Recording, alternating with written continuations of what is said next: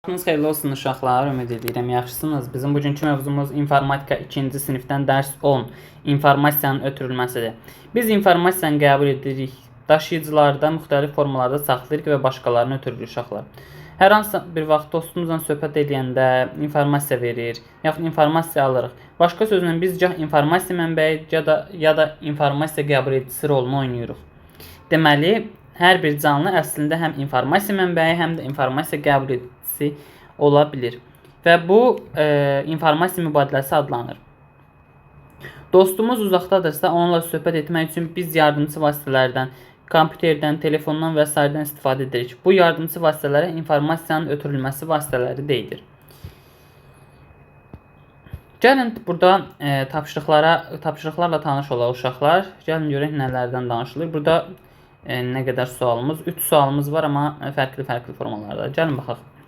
Səs informasiyasını başqa insanlara çatdırmaq üçün hansı informasiya vasitələrindən istifadə oluna bilər? Gəlin baxaq.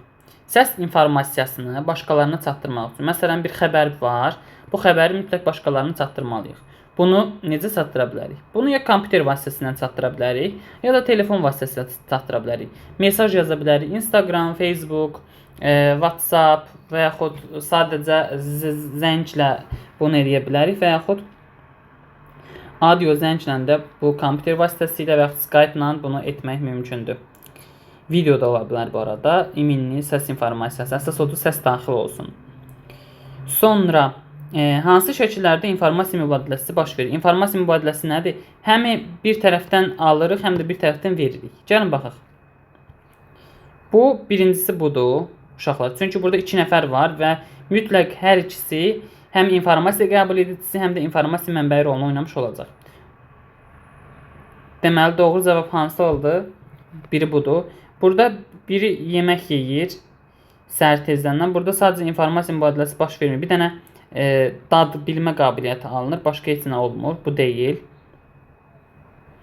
Burada ancaq kitab oxuyur. Kitab bilgi verə bilər, amma oğlan kitaba bilgi verə bilməz. Deməli, bu da deyil. Bir də bu olacaq uşaqlar. Burada yenə 2 canlı var.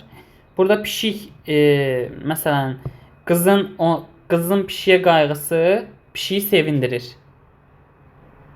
Eyni zamanda pişiyin bu xoşuna gələn hərəkəti də qızın xoşuna gəlir.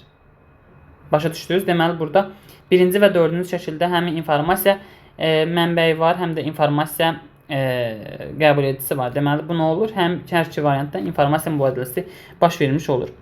Növbəti suala baxaq. Hər vəziyyət üçün informasiya vasitəsini müəyyənləşdir. Elnur telefonla danışır. Səlim fotoaparatla şəkil çəkir. Gəlin baxaq. Birinci. Burada səs informasiya vasitəsi, burada telefondur. Səlim fotoaparatla şəkil çəkir. Burada fotoaparat nədir? İnformasiya vasitəsi. Nəriman baba qəzet oxuyur. Burada informasiya vasitəsi qəzetdir. Uşaqlar kosmos haqqında verilişə baxırlar. Əlbəttə ki, burada informasiya vasitəsi nədir? Televizordur. Televizor vasitəsindən baxırlar, yəni veriliş vasitəsindən baxırlar. Deməli, müxtəlif cür. Birincidə telefon, ikincidə fotoaparat, üçüncüdə qəzet, dördüncüdə isə televizor əsas informasiya vasitəsi olmuş oldu və bununla da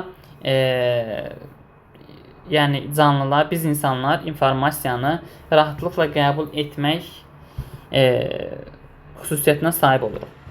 Belə uşaqlar, bu günlük bu qədər. Ümid edirəm bəyənmiş olarsınız. Sağ olun, salamat qalın, gələn dərslərdə görüşərik. Sonda kanala abunə olmağı və dəstək olmağı da unutmayın. Hələlik.